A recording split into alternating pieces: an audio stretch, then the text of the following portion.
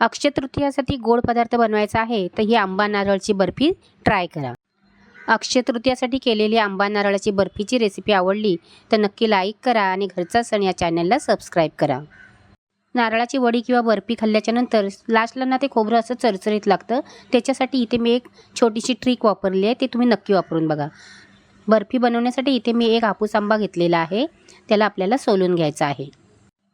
अशा पद्धतीने आंब्याची सालं काढली ना की सालाला ज्या आंब्याचा जास्तसा गर जात नाही, बघू शकता तुम्ही।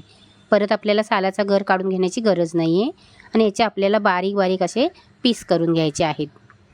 या नारळाच्या वडीमध्ये आंबा घातल्याने ना बर्फीला चांगली टेस्ट येते, तर तुम्ही नक्की एकदा आंबा घालून बर्फी करून बघा। मी इथे हापूस आंबा घेतलेला आहे, तुम्ही कोणताही रायवळी आंबा घेतला तरी चालेल, पण आंबट घेऊ नका, गोड आंबा घ्या। हा सर्व मिक्सरच्या भांड्यामध्ये फोडी काढून घ्यायची आणि मिक्सरला याची बारीक अशी पेस्ट करून घ्यायची आहे। मी ह्या सर्व आंब्याची पेस्ट आहे ना ती वापरणार नाही। आंब्याचा पल्प काचेच्या बरणीमध्ये भरून तुम्ही फ्रीजरमध्ये ठेवू शकता, जेव्हा पाहिजे तेव्हा तुम्ही तो वापरू शकता। इथे मी 1 कप ओल्या नारळाचं खोबरं घेतलेलं आहे, तो कप आहे तो चांगला दाबून भरून घ्यायचा आणि मिक्सरला ह्याला आपल्याला फिरवून घ्यायचं आहे। खोबरं असं मिक्सरला बारीक केलं ना ती वडी आहे ती चोत्यासारखी लागत नाही, चांगली मस्त मऊसूत अशी लागते। इथे मी पॅन गरम करायला ठेवलेला आहे, 1 चमचा तूप घालायचं आणि त्याच्यामध्ये आपल्याला हे आपलं वाटलेलं खोबरं आहे ना ते घालायचं आहे।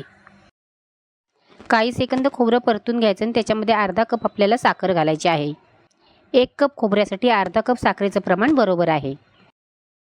अर्ध्या कपातली पण मी 1 चमचा साखर शिल्लक ठेवलेली आहे, पण तुम्हाला जर जास्त गोड पाहिजे असेल ना तर तुम्ही अर्धा कप साखर घातलीत तरी पण चालेल।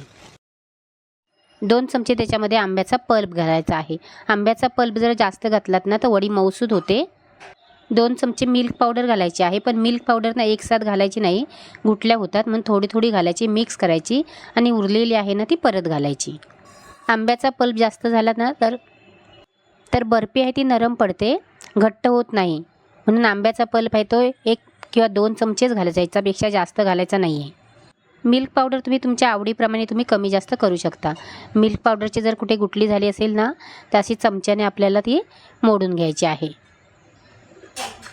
1 कपाला अर्धा कप साखर बरोबर आहे। अर्धा कपापेक्षा जर तुम्ही कमी साखर घातलीत तर तुमची वडी तयार होणार नाही, म्हणून अर्धा कप साखर घालावीच लागते। गॅस कमी जास्त करत ह्याला आपल्याला घट्ट गोळा होईपर्यंत मिक्स करायचे आहे। गॅस बारीक करून घ्यायचा, आपलं मिश्रण घट्ट होईपर्यंत आपण ताटाला तूप लावून घ्यायचं आहे। जर गॅस मोठा करून ठेवलात ना तर आपलं मिश्रण आहे ते करपेल। ताटाला असं तूप लावल्याने आपण थापणार वडी आहोत ना ती चिटकणार नाही। आपलं मिश्रण आहे ते असं गोळा होत चाललेलं आहे, तर आपलं तयार झालं का नाही म्हणून बघायचं, तर थोडंसं असं काढून घ्यायचं त्यातलं मिश्रण आणि हाताने त्याला गोल करून बघायचं। हाताने गोल केल्याच्यानंतर ते चिटकलं नाही ना की समजायचं की आपलं मिश्रण आहे ते तयार झाले आणि हाताला पण असं लागतं की ते घट्ट घट्ट होत आले आहे। जेव्हा तुम्हाला हाताला वाटेल ते घट्ट होत आलं आहे तेव्हाच हे गॅस बंद करायचं आणि ताटामध्ये थापून घ्यायचं आहे।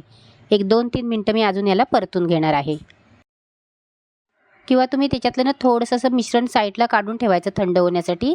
थंड झालं की समजतं आपल्याला ते कडक झालं आहे काय म्हणून। गॅस बंद करायचं आणि वडी पटकन अशी थापून घ्यायची।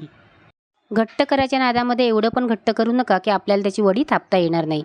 आपलं मिश्रण तयार झालेलं आहे, आपल्याला नजरेने पण समजते की ते किती कोरडं झालं आहे ते। गॅस बंद करायचा आणि आपल्याला तूप लावलेल्या ताटामध्ये ह्याला थापून घ्यायचं आहे। गरम गरमच थापायचं, थंड झाल्याच्यानंतर आपल्याला याला थापता येत नाही। जेवढी तुम्हाला वडी जाड पातळ पाहिजे तेवढे याला आपल्याला पसरवून घ्यायचं आहे। सर्व साईडने एकसारखं असं आपल्याला प्लेन करून घ्यायचं आहे आणि गरम गरम असतानाच आपल्याला ह्याला कापून घ्यायचं आहे। सुरीला थोडासा तुपाचा हात लावायचा म्हणजे वडी कापताना चिटकत नाही। तुम्हाला जेवढ्या लहान मोठ्या पाहिजेत ना तेवढ्या तुम्ही कापून घ्यायच्या आहेत आणि ह्याला सुकण्यासाठी आपल्याला 3 ते 4 तास साईडला ठेवून द्यायचे आहेत, कारण आपण याच्यामध्ये आंब्याचा पल्प घातला आहे ना, मग जरा सुकायला वेळ लागतो। अक्षय तृतीया स्पेशल झटपटशी आपली आंबा नारळाची बर्फी तयार आहे। आवडली तर नक्की लाईक करा आणि घरचा सण या चॅनलला सबस्क्राईब करा। वेळात वेळ काढून तुम्ही